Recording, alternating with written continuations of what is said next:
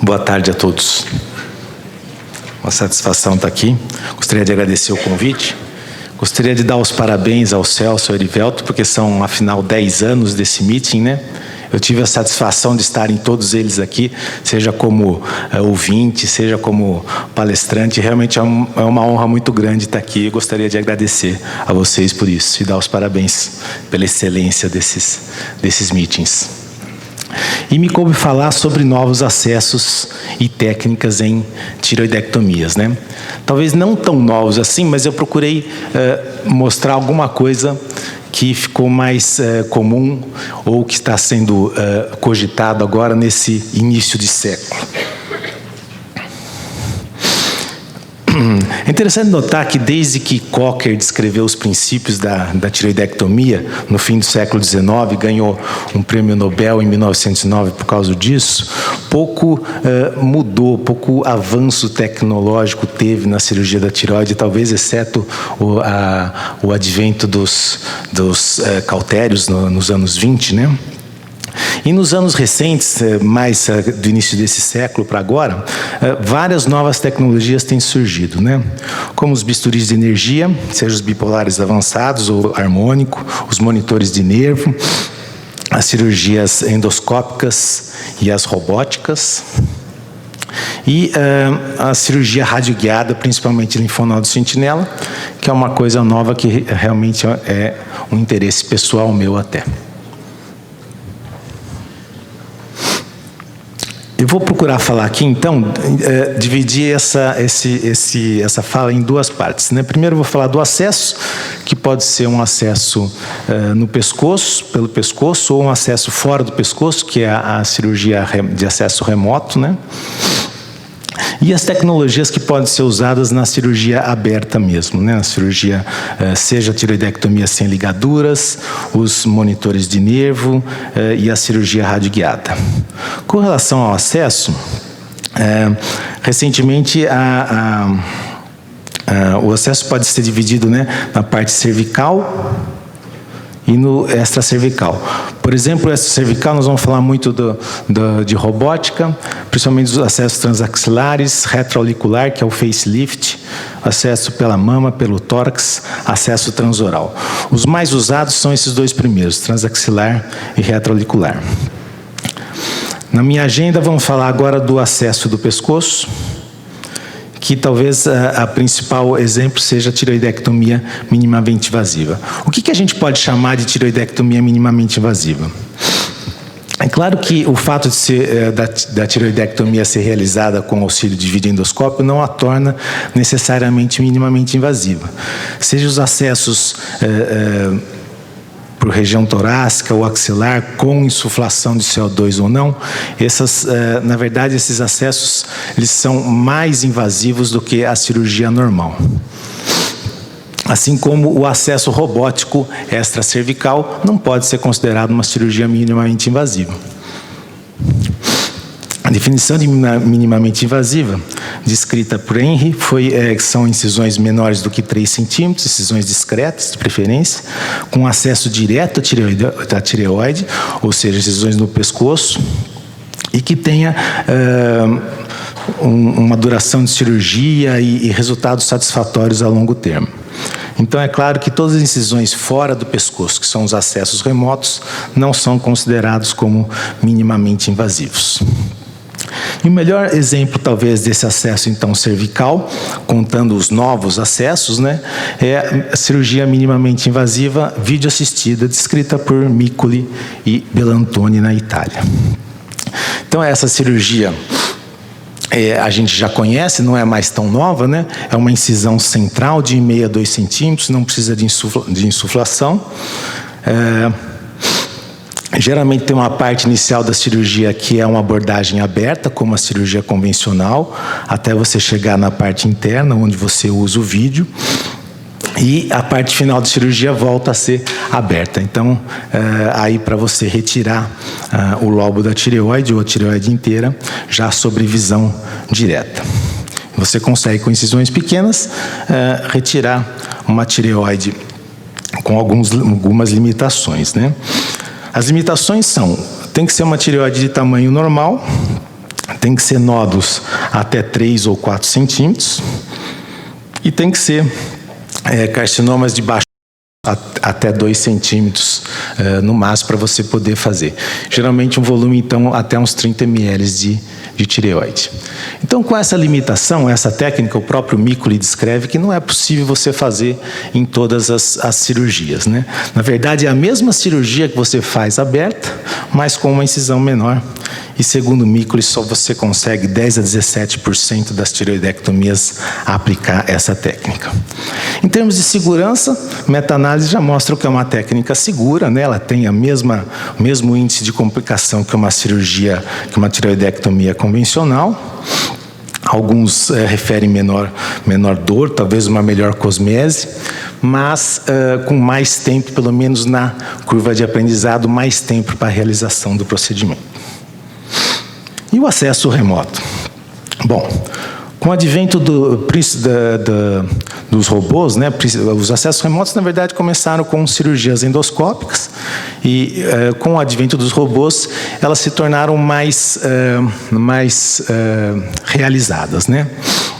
O acesso remoto, todo aquele que é fora, o acesso da tireoide feito fora do pescoço, pode ser endoscópico ou robótico, pode ser pela mama, pela axila, pode ser pelo facelift. Aqui nós temos um exemplo de um acesso pela axila, né? A posição do paciente com o membro superior elevado, né? Uma sala, no caso aqui, com um robô, e aqui um desenho da área que será dissecada pelo acesso axilar. Após a incisão axilar, faz-se um caminho, né? Por cima do plano muscular e por baixo do plano subcutâneo, até você chegar na área da tireoide. E com afastadores especiais, você vai poder trabalhar na área da tireoide, conseguindo ter um bom acesso. Mas como já foi comentado aqui, você tendo um acesso por um lado da axila, você vai ter acesso só a um lado da tireoide. Então, uma boa técnica, talvez uma técnica que seja boa para um acesso unilateral, mas se você vai fazer um acesso bilateral na tireoide, você vai ter que entrar do outro lado, na outra axila. Isso pode ser consumir bastante tempo. Além das complicações normais de toda a tireoidectomia, uma das complicações inerentes a essa cirurgia são as neuropraxias. E alguns autores recomendam, então, você fazer o monitoramento dos nervos do antebraço durante toda a cirurgia, né? Um potencial evocado, para você detectar se a posição do braço está causando algum déficit nervoso nesses pacientes. Outro acesso descrito nos Estados Unidos para a cirurgia robótica é o acesso retroauricular, ou o mesmo acesso do facelift, que é aqui na região atrás da orelha. Você também faz a dissecção do plano acima do músculo, até chegar na tireoide. E também aqui, geralmente, o acesso de um lado é mais fácil, difícil você acessar o outro lado da tireoide. Quando você compara o acesso remoto com a cirurgia convencional, você apresenta maior tempo operatório, né? Existe uma curva de aprendizado não só do robô, mas também do uso dele para tireoidectomia. Custos mais altos. É considerado uma opção viável, né, para nódulos unilaterais, para você, quando você quer evitar a incisão cervical. Mas é um grupo seleto de pacientes que pode se beneficiar e um grupo seleto de cirurgiões que vai conseguir realizar esse tipo de cirurgia. Algumas contraindicações são cirurgias prévias ou radiação, tumores de tireoide grandes, bócios grandes e câncer medular da tireoide. Contraindicações relativas, tireoidite de Hashimoto, Graves' disease, né, e obesidade mórbida e nódulos muito grandes ou bócios muito grandes também. É ideal para um grupo seleto de pacientes com nódulos indeterminados, que você vai fazer só uma lobectomia e que ele tem esses fatores aqui favoráveis. Essa meta-análise reuniu 18 artigos com 4.800 pacientes, comparando os resultados da cirurgia acesso robótico com outras técnicas, né? A incidência de complicações foi semelhante nos dois grupos, ou seja, a complicação da cirurgia robótica não é maior estatisticamente do que a cirurgia convencional. Mas o tempo de cirurgia da cirurgia robótica é bem maior, além dos custos, é claro. Novos acessos têm sido descritos. Isso aqui é um acesso transoral, que é chamada NOTES, né, que é Natural Orifice Thyroidectomy. Esse aqui foi uma descrição em animais, mas, acreditem ou não, já tem uma série de casos de 60 tireoidectomias realizadas em humanos. E apenas a título de curiosidade, essa aqui é o local da incisão, né, no vestíbulo da boca, faz-se toda a dissecção até a região da tireoide, e você tem o acesso dessa região. Bem interessante, né? O Ashok Shah, ele brinca e conta uma piada da possível as possíveis novas técnicas com outros orifícios naturais também que você pode fazer a tireoidectomia. Aí talvez outros especialistas atuem também, não só o cabeça e pescoço, né? Agora, como interessante, dos 60 casos que ele publicou, ele conseguiu realizar a cirurgia bilateral em 26 casos, né? E com índice de complicação razoável. Outras tecnologias que podem ser utilizadas agora na cirurgia convencional normal que a gente costuma fazer, né? Vamos falar aqui da tireoidectomia sem ligaduras, que na verdade é a mesma tireoidectomia que a gente faz. Aqui é a tireoidectomia convencional, né, com o nó, você liga com as pinças hemostáticas, corta no meio com a tesoura e faz a ligadura com fios. Você pode fazer esses movimentos todos com um selante, selando os vasos, né? Seja com o bisturi harmônico, seja com o bipolar avançado, e você consegue alguns benefícios para esse tipo de cirurgia, na verdade a mesma cirurgia, né? Mas consegue ter um tempo cirúrgico menor, estatisticamente significativo, e menor perda sanguínea, também estatisticamente significativo, quando você compara com a cirurgia de corte e ligadura normal. Então, na verdade, você ganha mais tempo, né? Aqui é um estudo usando vários sistemas de energia, todos eles demonstram um tempo operatório menor e um sangramento menor para esses pacientes. O monitor de nervo não é exatamente novo, né? Nós sabemos do risco do laringeu recorrente, sabemos que os monitores podem usar eletrodos de contato nas cordas vocais e estimulando você detectar a posição dele. Há controvérsia na necessidade do uso, se isso diminui o índice de paralisia ou não, mas a verdade é que, com controvérsia ou não, o aumento do uso é muito significativo. Essa aqui é uma pesquisa nos Estados Unidos, mostrando que cada vez mais se usa o monitoramento de nervos para tireoidectomias, e esse aumento é principalmente entre os cirurgiões mais jovens, entre os cirurgiões com maior volume cirúrgico, né, que talvez não fossem os que mais precisassem. E o principal motivo que eles alegam é porque isso aí aumenta a segurança da cirurgia. A Academia Americana, os guidelines dela, ela não fala que é obrigatório o monitoramento do nervo para a tireoidectomia, mas que é uma opção principalmente para pacientes com cirurgias bilaterais, com reoperações. O que talvez seja mais novo seja o uso, um avanço desse monitoramento, que é o uso do monitoramento contínuo do nervo vago. Aí sim, durante toda a cirurgia, você tem vários sistemas aí no mercado, que você coloca um eletrodo em contato direto com o nervo vago, e ele fica sendo estimulado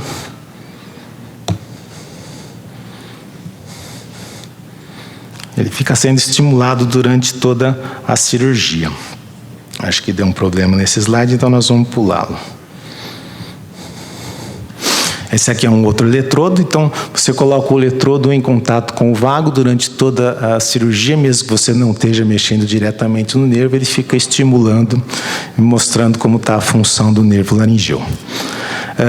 O que se pretende aqui com o monitoramento intermitente, que é o IONM, o monitoramento intermitente talvez só consiga diagnosticar a paralisia quando ela já ocorreu. Enquanto isso, o monitoramento contínuo, ele soa um alarme quando há uma tração excessiva do nervo e você tem tempo de evitar a lesão definitiva do nervo, você mudando a manobra da tireoidectomia que você tá fazendo.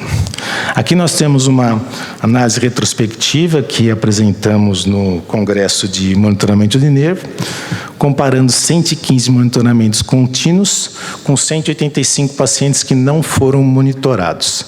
E houve, nessa nossa análise, nessa nossa casuística, uma diminuição da paralisia temporária que foi estatisticamente significativa e uma diminuição da paralisia definitiva que não houve diferença estatística. Mas notamos que houve um risco 4 vezes menor de paralisia temporária com o uso do monitor contínuo do nervo. E, finalmente, uma das tecnologias que eu escolhi falar aqui é a cirurgia radioguiada, porque ela é de um interesse especial meu, minha linha de pesquisa, sob orientação do professor Cláudio Cerné, que é meu orientador. A cirurgia radioguiada, ela conta de preferência com um ultrassom na sala de cirurgia, e você pode utilizá-la em 2 modos para tratamento do câncer de tireoide. No caso de recidivas tumorais não palpáveis, você usa a cirurgia radioguiada para localizar uma lesão oculta. Então, o ultrassom localiza a lesão na sala operatória, você injeta com uma agulha sob visão do ultrassom um radiofármaco e aí você vai fazer a localização dessa lesão com um gamma probe, sem haver necessidade de muita dissecção num pescoço que já foi operado, por exemplo. E outro modo de você usar a cirurgia radioguiada é no câncer de tireoide N0, fazendo a pesquisa do linfonodo sentinela, que é o motivo do nosso estudo, né? Aqui é um caso de um ultrassom com uma lesão de recidiva de câncer de tireoide. Nós vemos aqui a agulha injetando o radiofármaco, uma cintilografia mostrando a captação nele. E esse gamma probe sem fio, a gente usa ele durante a cirurgia para localizar essa lesão e ressecar a lesão, que pode ser confirmada depois com o anato patológico.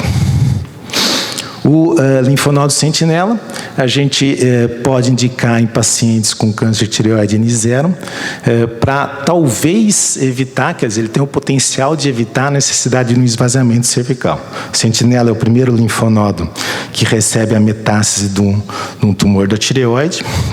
Você, então, na hora da cirurgia, com o auxílio do ultrassom, faz a injeção intratumoral de um radiofármaco. No caso, nós usamos o fitato, marcado com Tecnesse. Esse radiofármaco, essa área mais quente aqui é o local da injeção. O radiofármaco drena para essa área menor, que é o linfonodo sentinela, na cadeia do nível 6 do pescoço. Às vezes, ele detecta uma drenagem lateral, como nesse caso, né? Uma injeção no lobo direito da tireoide. Houve aqui uma drenagem para a cadeia lateral, para esses linfonodos. No intraoperatório, você também pode se utilizar do corante azul, no caso o azul patente, para ajudar a corar esses linfonodos. E primeiro você realiza a tireoidectomia antes de ir com o gamma probe, aquele mesmo gamma probe, só que esse é com fio, né? Localizar o linfonodo para você avaliar, porque esse linfonodo é o que tem maior chance de ter metástase.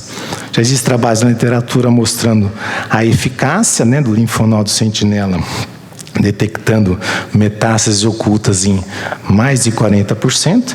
Eu vou mostrar aqui alguns dados, a pedido do meu mestre Claudio Cerné. Eu gostaria de pedir para não fotografarem, porque ainda são dados não publicados da minha tese, né? Nos nossos 40 pacientes que nós fizemos um mapeamento do linfonodo sentinela, tivemos um falso negativo de um caso, e ele foi a sensibilidade em detectar a metástase foi de 95% com essa técnica, com valor preditivo positivo de 100%, um valor preditivo negativo de 94%. A acurácia de 97% desse método. Se você levar em conta que o melhor método para detectar a metástase é o ultrassom, então esse aqui pode ser considerado um ótimo método. 50% dos nossos casos tiveram um upstage, que era N0, virou N positivo, então você, teoricamente, poderia evitar o esvaziamento em 50% dos casos. Tentando concluir tudo isso que eu falei, a cirurgia de tireoide está em constante evolução com novas tecnologias. A mensagem que eu gostaria que vocês levassem é a seguinte: a cirurgia convencional aberta é ainda o gold standard de tratamento, certo? Usando ou não novas tecnologias, as novas tecnologias, claro, são um avanço, são uma evolução e não uma revolução para esses pacientes. Ela tem ótimos resultados. O acesso remoto ainda está começando, ele pode ser indicado para um grupo pequeno de pacientes em centros especializados. Talvez novos desenvolvimentos de novas tecnologias venham a mudar esse cenário e tornar a sua indicação uma indicação maior.